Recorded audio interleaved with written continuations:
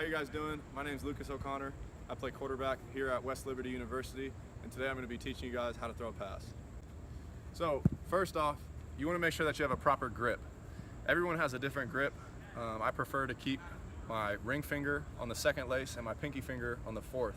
But most importantly, you want to make sure that you have a slight space from the palm of your hand and the football.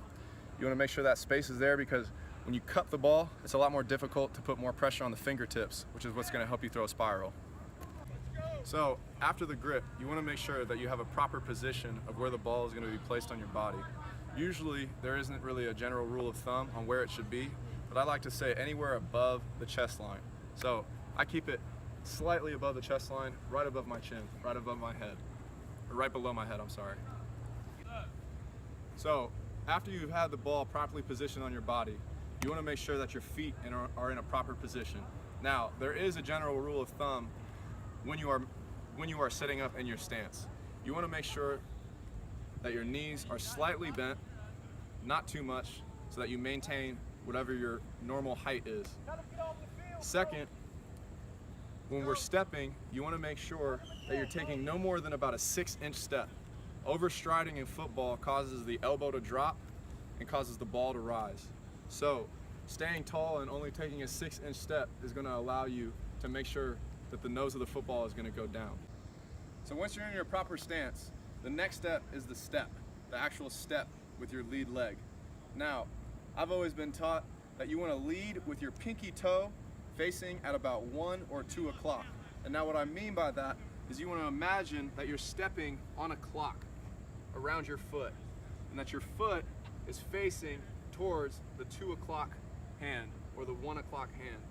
It's not going to be exact every time, but you want to make sure that you're trying to do your best to have your foot pointed in that direction each time you throw.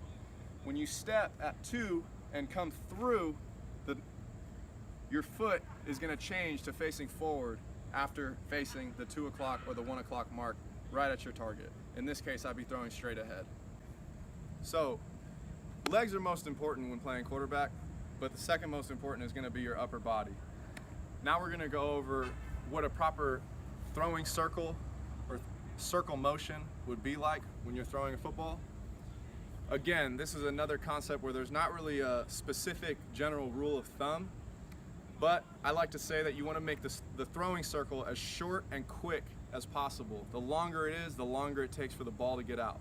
Now, as previously stated, we want to make sure that the ball is above our chest line, all right? And so when we're making the throwing circle, it's just short.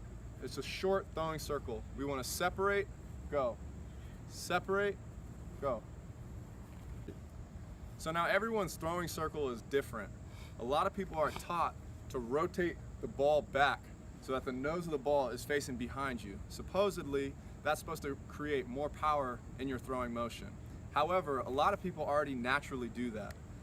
So what I like to teach is just keeping a nice short circle, and it doesn't really matter how far you get the ball back because a majority of your power is going to come from your hips and your legs. So after your throwing circle, you want to get to your release point. Now, again, there is no general rule of thumb on where your release point should be.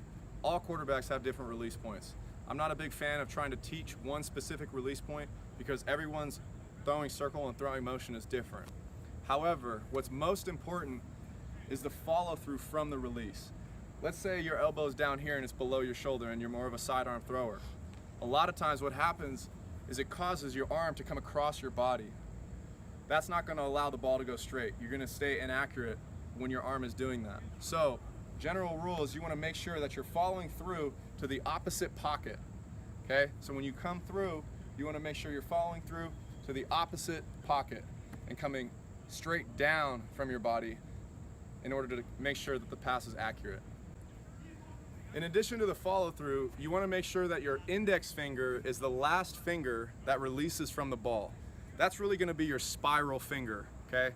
So right here, when you're releasing the ball, you want to make sure that the index finger is the last finger, okay? Last finger to come off of the ball. That's really where you're going to get a lot of the snap in the spiral and keep it nice and tight.